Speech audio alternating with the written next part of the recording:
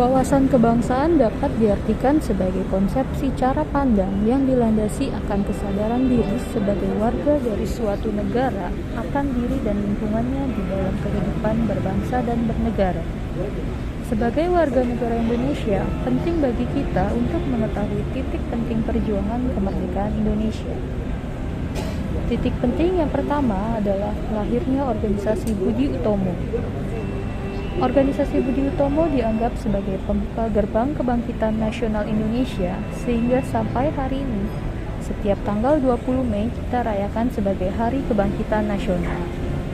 Budi Utomo merupakan organisasi yang beranggotakan para pemuda Indonesia yang didirikan pada 20 Mei 1908. Organisasi Budi Utomo bertujuan untuk menjamin kehidupan sebagai bangsa yang terhormat dan memfokuskan pergerakannya dalam bidang sosial, ekonomi, pendidikan, dan kebudayaan. Budi Utomo memiliki peran yang sangat penting dalam mengawali era pergerakan nasional sebelum lahirnya organisasi pemuda lainnya. 25 Oktober 1908 di Leiden, Belanda, berdirilah Perhimpunan Indonesia dengan diprakarsai oleh Sultan Kasayangan dan R.N. Suroto. PI merupakan organisasi pergerakan nasional pertama yang menggunakan istilah Indonesia. PI yang pada saat itu berisikan para pelajar Indonesia yang menempuh pendidikan di negeri Belanda menjadi pelopor perjuangan Indonesia di kancah internasional. Berkat karya tulisnya, Perhimpunan Indonesia menyebarkan virus-virus semangat kemerdekaannya di forum internasional hingga mengantarkannya pada Kongres Liga Penentang Imperialisme dan Penindasan Kolonial di Paris, Prancis, dan berakhir dengan keputusan mendukung kemerdekaan Indonesia. Titik penting selanjutnya adalah Kongres Pemuda I dan Kongres Pemuda II. Kongres Pemuda adalah kongres nasional yang dihadiri organisasi kepemudaan daerah seluruh Indonesia yang memiliki cita-cita yang sama mengenai kesatuan dan persatuan Indonesia. Kongres Pemuda I dilaksanakan pada tanggal 30 April sampai 2 Mei 1926. Kongres Pemuda II diselenggarakan pada tanggal 27 sampai 28 Oktober 1928. Hasil dari Kongres Pemuda II yaitu Sumpah Pemuda dan ditetapkannya lagu kebangsaan Indonesia Raya. Kongres Pemuda II ini menjadi latar belakang ditetapkannya tanggal 28 Oktober sebagai Hari Sumpah Pemuda. Pada tanggal 1 Maret 1945, diumumkan pembentukan Badan Penyelidik Usaha-Usaha Persiapan Kemerdekaan Indonesia atau BPUPKI atau dalam bahasa Jepangnya Dokuritsu Jumbi Kosakai. Selama terbentuk, BPUPKI telah menjalankan 2 kali sidang dengan menghasilkan beberapa keputusan, yaitu 1. Dasar negara, yakni Pancasila yang disepakati berdasarkan Piagam Jakarta. 2.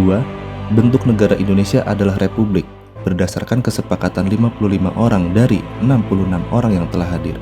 Dan yang ketiga, wilayah Indonesia yang telah disepakati meliputi Hindia Belanda, Malaka, dan Timur Timur dengan 33 suara tanda setuju. BPUPKI dibubarkan pada tanggal 7 Agustus 1945 dan digantikan oleh PPKI. PPKI ini bertujuan untuk melanjutkan tugas dari BPUPKI, yakni untuk menyegerakan proklamasi kemerdekaan Indonesia dan membahas hal-hal praktis yang berhubungan dengan negara Indonesia seperti dasar negara hingga pembentukan lembaga. Dan pada akhirnya, pada tanggal 17 Agustus 1945 pukul 10, Insinyur Soekarno didampingi oleh Muhammad Hatta memproklamasikan kemerdekaan Indonesia di halaman rumahnya di Jalan Pegangsaan Timur nomor 56.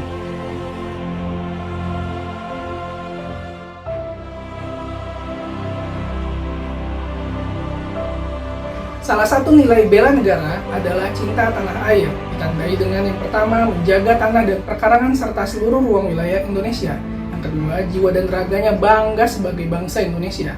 Yang ketiga, jiwa patriotisme terhadap bangsa dan negaranya. Yang keempat, menjaga nama baik bangsa dan negara. Yang kelima, memberikan kontribusi pada kemajuan bangsa dan negara. Yang keenam, bangga menggunakan hasil produk bangsa Indonesia, seperti memakai batik. Bela negara yang kedua adalah sadar berbangsa dan bernegara. Indikatornya adalah berpartisipasi aktif dalam organisasi, menjalankan hak dan kewajibannya sebagai warga negara sesuai dengan peraturan perundang-undangan, ikut serta dalam pemilu, berpikir, bersikap, dan berbuat yang baik bagi bangsa dan negaranya, serta berpartisipasi menjaga kedaulatan bangsa dan negara. Salah satu contohnya adalah melaporkan SPT tahunan.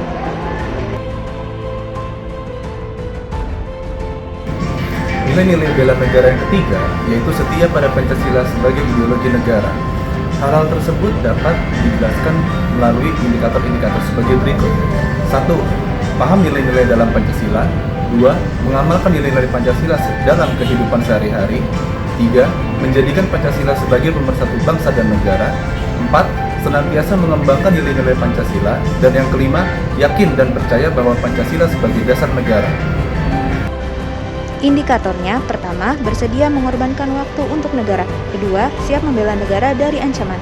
Ketiga, berpartisipasi dalam pembangunan. Keempat, gemar membantu sesama. Terakhir, yakin pengorbanan untuk bangsa tidak sia-sia. Teman-teman, membantu sesama bukan hanya dalam bentuk harta dan materi saja loh, tetapi kita juga bisa membantu melalui tenaga dan pikiran kita. Susah banget sih. Ada apa sih, Mas? Ini susah banget ini. Gimana ya caranya? Coba sini aku bantu deh. Dengan implementasi nilai membantu sesama, maka dapat menjaga keharmonisan di lingkungan sekitar yang akan berdampak baik terhadap kesatuan, persatuan, dan kedaulatan negara kesatuan Republik Indonesia. Nilai-nilai bela negara yang kelima yaitu kemampuan awal bela negara. Hal tersebut dapat ditujukan dengan indikator sikap dan perilaku, yaitu yang pertama memiliki kecerdasan emosional, spiritual, serta intelijensia. Lalu yang kedua yaitu senantiasa memelihara jiwa dan raga. Yang ketiga, senantiasa bersyukur dan berdoa atas nikmat Tuhan yang telah diberikan. Yang keempat yaitu gemar berolahraga.